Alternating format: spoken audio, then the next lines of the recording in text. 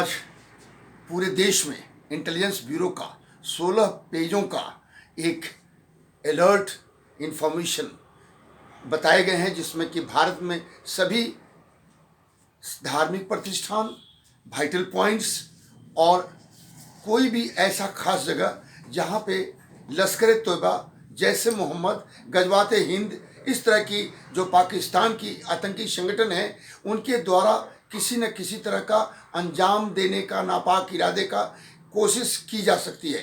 इसी के तहत हमारे जो बिहार का नेपाल सीमा है, जो बांग्लादेश के नज़दीक भी है, उसको भी अलर्ट किया गया है। मैं ये मान के चलता हूँ, इसमें यह भी बताया गया है कि किसी परेड समारोह में, किसी भीड़ भाड़ वाले जगह में इस ISI के स्लीपर सेल द्वारा ड्रोन का, IED का कोई ना कोई हादसा होने की संभावना है। इसी के मद्देनज़र लगातार पूरी चौकसी बरती जा रही है, लेकिन और इस पे चौकसी निहायत जरूरी है। मैं ये भी बताना चाहता हूँ कि हाल के दिनों में जैसे गुरदासपुर पंजाब में IDX मिला है, टिफिन बम मिल रहे हैं, ये सब चीज़ें इस नापाक इरादों का एक सूत्रधार नजर आ रहा है। मैं ये बताना चाहता हूँ कि हमारा जो बिहार है वो सीमांचल और मिथिलांचल का इलाका, ये पहले से इनके गढ़ और कुछ ऐसे रोहिंग्या भी जो पता चला है कि महिलाओं को भी इस कार्य के लिए अपने आप को तैयार कर रहे हैं। तो हालात को देखते हुए हमें पूरे तौर पे चौकस रहना है, हमारी सिक्योरिटी फोर्सेस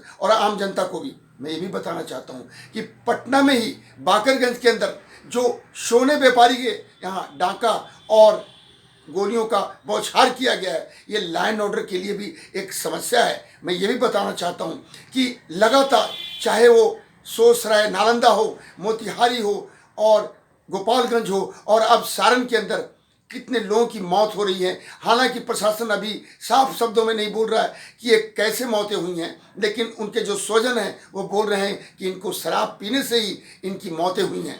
कहने का मतलब बिहार सरकार भी सतर्क है, हमारी प्रशासन भी सतर्क है, मगर ये नशा मुक्ति के लिए जो नशाबंदी नीति धारण की गई थी उसके ऊपर असर नज़र नहीं आ रहा है। बहुत दुखद बात यह है कि 26 जनवरी आने से पहले इस तरह की हालात ज़्यादा पैदा हो रही हैं। इस पे सरकार और आम जनता को भी सतर्क होना बहुत ज़रूरी है, और इसमें उन संगठनों को भी और विपक्षी दलों को भी सहयोग सरकार को देना चाहिए। मैं ये भी बताना चाहता हूँ कि राजनीति और सत्ता का गलियारा में पहुँचने के लिए लगातार कार्यक्रम चल रहे हैं। हर नेता सत्ता के नज़दीक जाना चाहता है, लेकिन बिहार के लॉ एंड ऑर्डर के ऊपर ध्यान रखना बहुत जरूरी है।